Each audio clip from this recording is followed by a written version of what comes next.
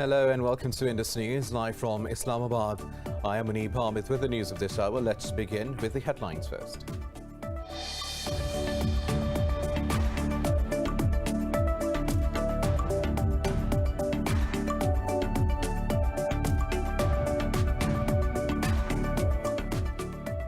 An Afghan soldier has been killed and 3 others injured after a firefight broke out between unidentified gunmen and Western forces at the Kabul airport.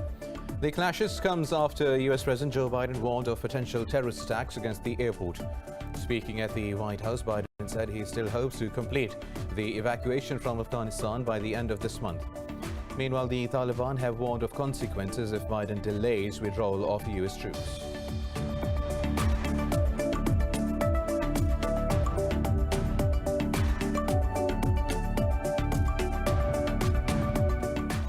Israeli troops have martyred another Palestinian youth in the Arab city of Nazareth. Witnesses say the occupation forces also injured another Palestinian man with live bullets.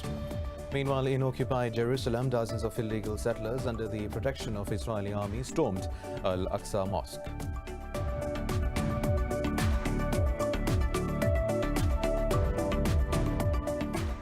The US Special Envoy for North Korea says Washington does not have hostile intent towards Pyongyang and is open for dialogue anytime and any place.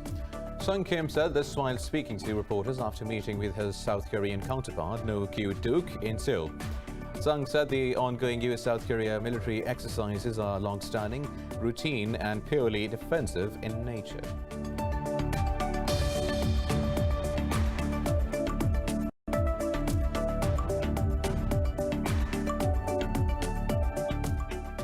India has recorded more than 25,000 new coronavirus cases and 389 deaths in the past 24 hours.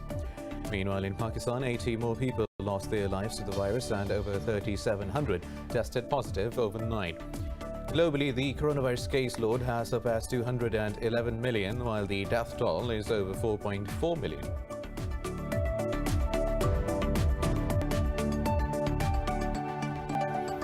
Well, these were the top stories, news in detail after a short break. Stay with us.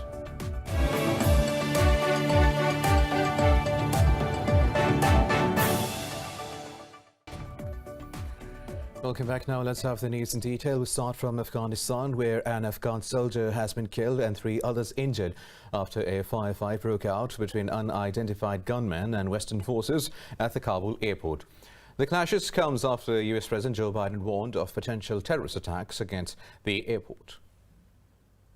Kabul's Hamid Karzai International Airport has been a scene of chaos since the Taliban seized the Afghan capital on August 15th, as US and international forces try to evacuate citizens and vulnerable Afghans. Speaking at the White House, President Joe Biden said he still hopes to complete the heartbreaking evacuation the end of this month. He warned that a lot could still go wrong amid the ongoing evacuation from the country. The US president said the Taliban have been cooperative in extending their perimeter. He added he would support sanctions against the group depending on the context. The Taliban have confirmed that foreign forces have not sought to extend the withdrawal deadline. However, Taliban spokesperson Sohail Shaheen has warned of consequences if Biden delays withdrawal of US troops. Meanwhile, former US Ambassador to the United Nations Nikki Haley has blamed President Biden for the embarrassing failure in Afghanistan.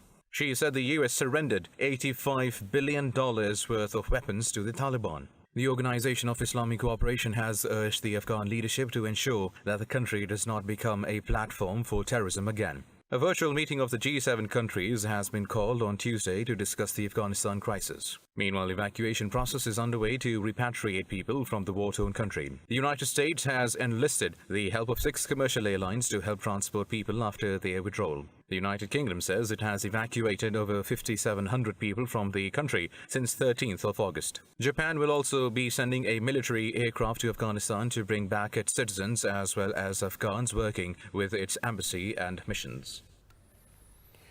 Meanwhile, the Taliban have taken control of 3 districts near the Panjshir Valley in northern Afghanistan. This comes a day after the anti-Taliban groups claim to seize these districts of Baghlan province. Spokesperson Zabiullah Mujahid says the Banu, Pul-e-Hisar and De Salah districts have been completely cleared of opposing forces. It said the group has seized Panjshir and is trying to resolve the situation peacefully. Earlier, Ahmad Massoud, the son of anti-Soviet resistance leader Ahmad Shah Massoud, refused to surrender the areas in his control. He called for the formation of a comprehensive government with the participation of the Taliban, but warned of an unavoidable war if the group refuses to hold dialogue. Now, Pakistan's Foreign Minister Shahid Qureshi says an inclusive political settlement in Afghanistan is the best way forward. In a tweet, Qureshi urged the international community to engage in the support of Afghan people. He said that, on the request of several European governments, Islamabad is facilitating evacuation from the war-torn country. Meanwhile, Germany has praised Pakistan for its cooperation in repatriation of its citizens.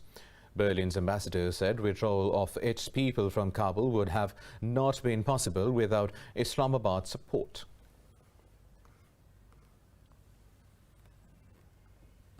In India's capital, New Delhi, cases of women's rape have increased by 43%, while overall crime against women has jumped by 63%. Overall, the country sees 88 women rape cases every single day, which means 3 women are raped in India every hour. More details in this report. In the year 2019, Indian opposition leader Rahul Gandhi called India the rape capital of the world due to the shockingly high number of gruesome sexual violence cases. 2 years after that statement, the situation in Prime Minister Narendra Modi's so-called Shining India is getting even worse. Recent crime data released by Delhi police shows that Modi's India has become increasingly unsafe for women. Crimes against women have soared 63% higher, with 833 women raped only in the capital so far this year. Female molestation has increased 39%, with 226 women murdered. Most recent data by India's National Crime Records Bureau shows that 88 women are raped every day in India, which makes it 3 every hour. According to the World Population Review, over 22 women were raped in India in 2021, which is second only to South Africa with 66,000. The special Indian NGO for children called CRY says minors are the biggest victims of sexual assaults in India.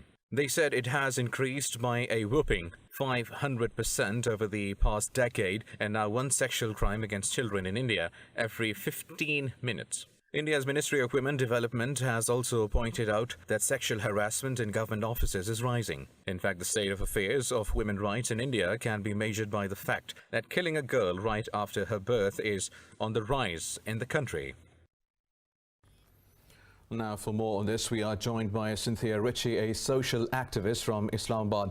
Ritchie, thank you very much for your time. Now, Cynthia, tell us, India is overzealous about pointing fingers at other countries, while its own government data shows that the women in India are becoming increasingly unsafe. What do you believe is the chief main behind this? I believe that this is classic distraction, deferred, deflection, unfortunately, on behalf of the Indian government's part. They are largely seeing Pakistan as an increasing economic threat. And again, it's most unfortunate at the risk of the relations between the people that India, unfortunately, is clouded by its own obfuscation techniques. Right. Also, Cynthia, a research by an Indian NGO for children has revealed that minors in India are a chief target of sexual crimes that have increased 500% over the past decade. Why do you think the Indian government failed to prevent this exponential increase? I think the Indian government, unfortunately, again, continues to be preoccupied with its own image abroad, to the point to where it's self-delusional internally. Right. Also, tell us, after the horrific New Delhi rape incident that shook the world in 2019, the Indian government blamed films and media for it. Do you agree that these really are the root cause? I do believe that media, film, TVs can portray a vast narrative that is largely controlled by the Indian government. And if it's controlled by the Indian government, which of course it would be, then the Indian government would ultimately be responsible for these unfortunate psychological influence operations on its own people. Right. Lastly, Cynthia, Prime Minister Modi projects this image of shining India globally. Is it fair to see the GDP as the only metrics basics of national development when thousands of women and children suffer through sexual crimes every year in India? Absolutely not. You have to look at online metrics, but more importantly, online reality. And unfortunately, the bias that we're seeing is just not portraying an accurate reality of the people's needs. The people of India are a lovely people. The people of Pakistan are a lovely people. And it's to the benefits of regional peace and stability in authentic terms for the government to get extract its head out of this cloud of obfuscation that it continues to rely on. Right, Cynthia Ritchie, social activist from Islamabad. Thank you for talking to Indus News. Thank you very much. Now, Israeli troops have martyred a Palestinian youth in the Arab city of Nazareth. Witnesses say the occupation forces also injured another Palestinian man with live bullets. It occupied Jerusalem. Dozens of illegal settlers under the protection of the Israeli army stormed Al-Aqsa Mosque. Earlier, the occupation army also raided the archaeological area in Sebastia, northwest of Nablus. Meanwhile, Human Rights Watch says Israeli airstrikes that destroyed 4 high-rise buildings in Gaza City in May violated the laws of war. Palestinian groups in Gaza also pledged to continue protests along the border to pressure Israel to remove its blockade. This comes amid outrage over the reports of Egypt closing the Rafah crossing on its border with the Gaza Strip until further notice. The US says it does not have hostile intent towards Pyongyang and is open for dialogue anytime and any place. The country's special envoy, Sung Kim, said this while addressing media after meeting with his South Korean counterpart in Seoul. The two sides held a talk on resumption of dialogue with Pyongyang amid the renewed tensions over the allies' ongoing military drills. They also discussed possible humanitarian aid to the country. Sung said the ongoing US-South Korea military exercises are long-standing, routine and purely defensive in nature.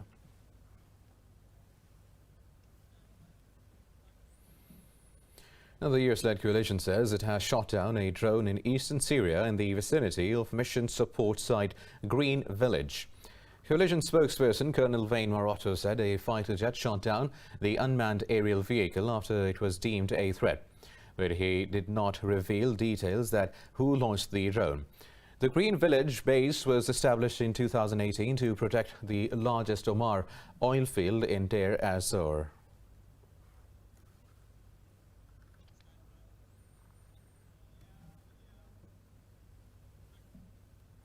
Now, the Arab coalition says it has destroyed an explosive-laden drone launched by Yemen's Houthis towards southern Saudi Arabia. In a statement, Arab coalition said Houthis attempted to target Khamis Mushat city in the latest strike. The coalition said Houthis continue to deliberately and systematically target civilian infrastructure. The coalition said it is taking operational measures to foil attempts to target populated areas and civilians' objects in the kingdom. Meanwhile, the United Nations has called on Yemen's warring parties to silence the guns and to fully implement the HOUTHI agreement.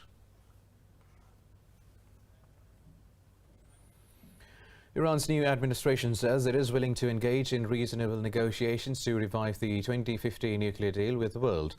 Iran's foreign minister-designate Hossein Amir announced that a new Iran government will not tie itself to the 2015 nuclear agreement. He said Tehran will never turn away from a dialogue table. However, he said the negotiations must serve the Iranian people's interests. Earlier, Iran's President Ebrahim Raisi censored Japan for refusing to release Tehran's frozen assets in Tokyo's banks. In a meeting with the visiting Japanese Foreign Minister Toshimitsu Motegi, Raisi said there is no justification for the delay in unfreezing assets.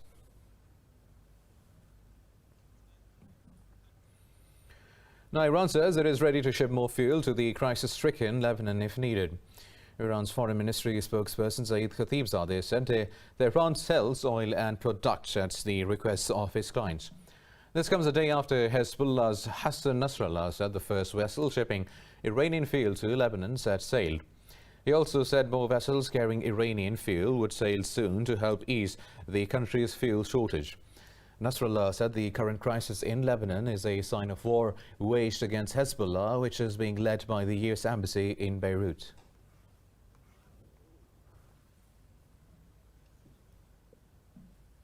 More news coming up in this news bulletin after a short break. Stay with us.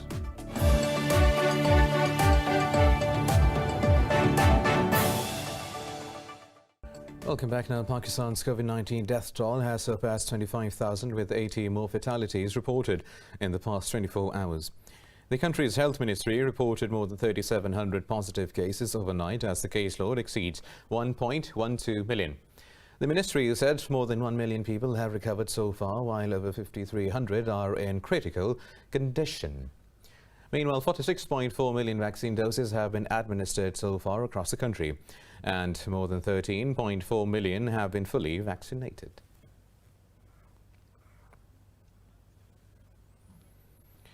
Meanwhile, India has recorded more than 25,000 new coronavirus cases and 389 deaths in the past 24 hours.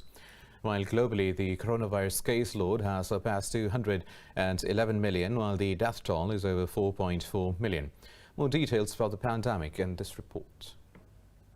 The nations reel under reimposed drastic curbs as authorities struggle to rein in outbreaks of the Indian Delta variant of the coronavirus. As the winter season approaches, experts warn that flu jabs could fail to protect this season as COVID-19 prevented laboratories from gathering sufficient data on dominant variants. Vietnam has reported its deadliest day since the pandemic started, while the country enters the first day of strict lockdown. New Zealand has extended its lockdown until Friday, with Auckland likely to remain shut beyond that. Australian Prime Minister Scott Morrison said the country must begin to ease strict COVID-19 restrictions once vaccination rates increase.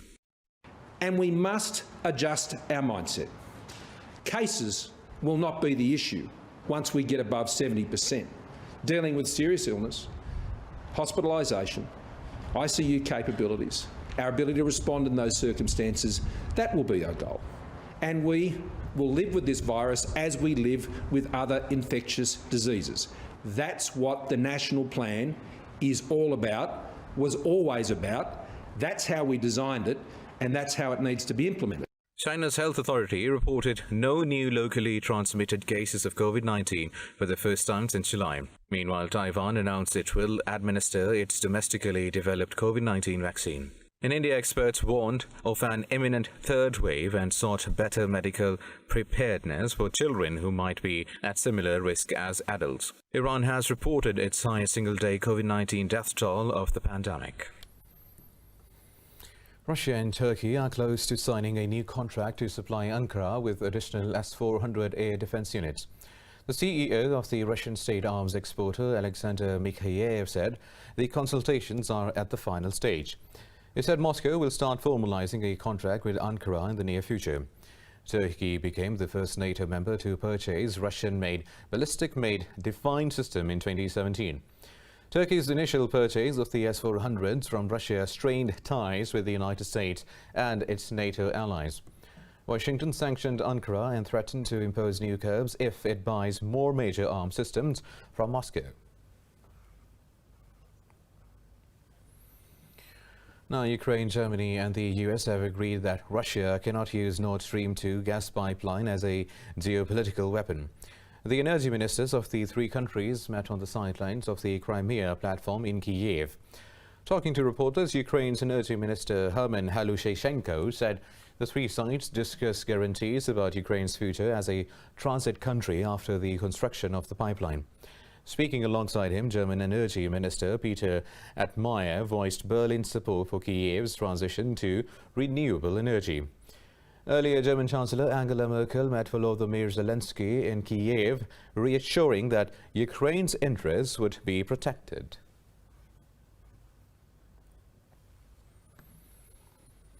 Now, US Vice President Kamala Harris has reaffirmed Washington's commitment to keeping the disputed South China Sea open.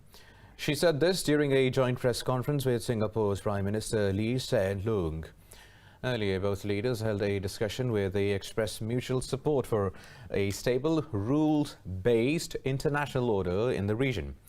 They also announced cooperation in the new areas of cybersecurity, climate and economy. Meanwhile, Prime Minister Lee reaffirmed Singapore's appreciation for Washington's active role in the Asia-Pacific.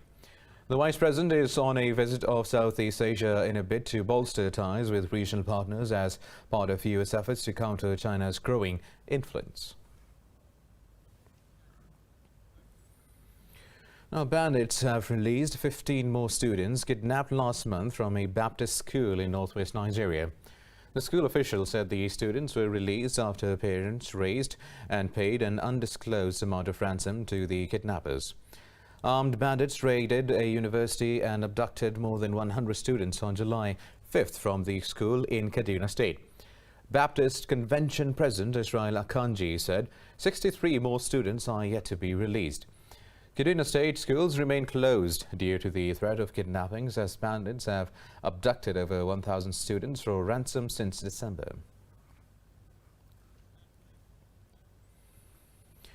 In Mexico, a mother and her 5 children have died after Hurricane Grace triggered a landslide in the state of Veracruz.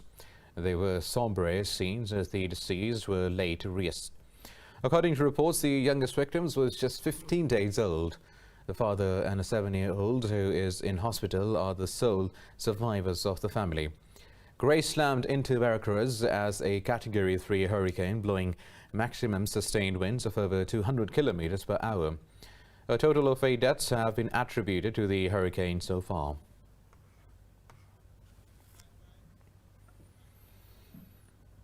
In the U.S., the Calder fire burning for a week in Northern California continues to grow out of control amid the fast winds. It has destroyed hundreds of houses and forced thousands of people to evacuate. The fire that has been burning since 14th of August in the drought-stricken state has charred nearly 154 square miles and remains uncontained yet.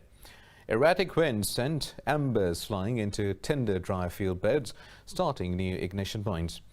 Meanwhile, in Greece, another blaze broke out on the country's second-largest island of Evia. Officials say the fire was contained after several hours of hard fighting.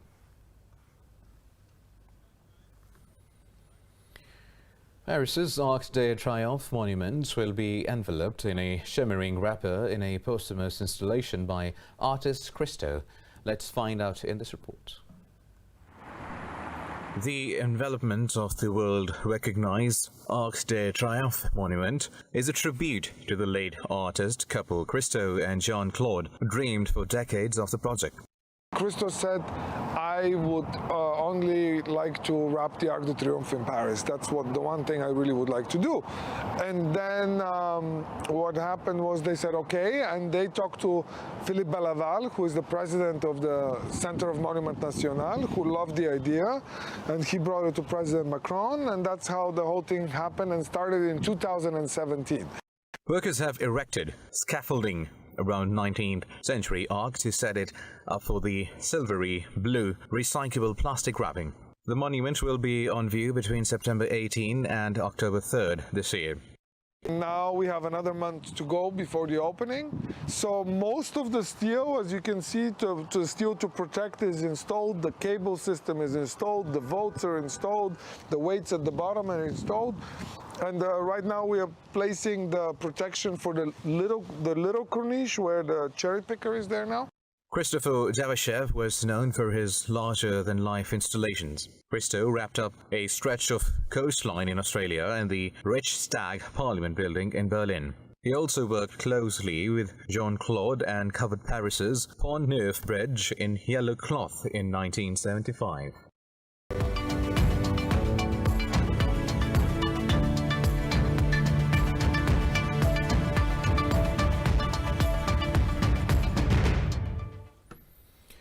Now, European markets are trading slightly higher, looking to rebound after recording their worst week since February. The CAC 40 in Paris is leading the gains, adding over 0.5%. Italy's FTSE MIB, London's FTSE and the Pan-European Stock 600 have also gained marginally. Frankfurt's DAX has also as a fractionally. Earlier bourses in the Asia-Pacific gained, led by Japan's Nikkei 225 that added close to 2%.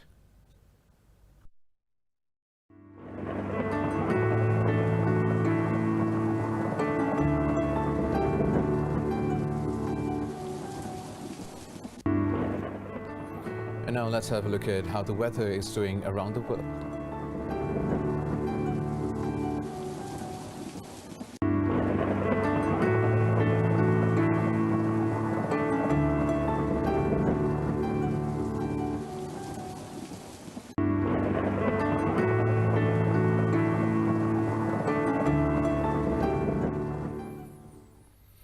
And that is all for now. For the latest updates, you can follow us on social media at indus.news.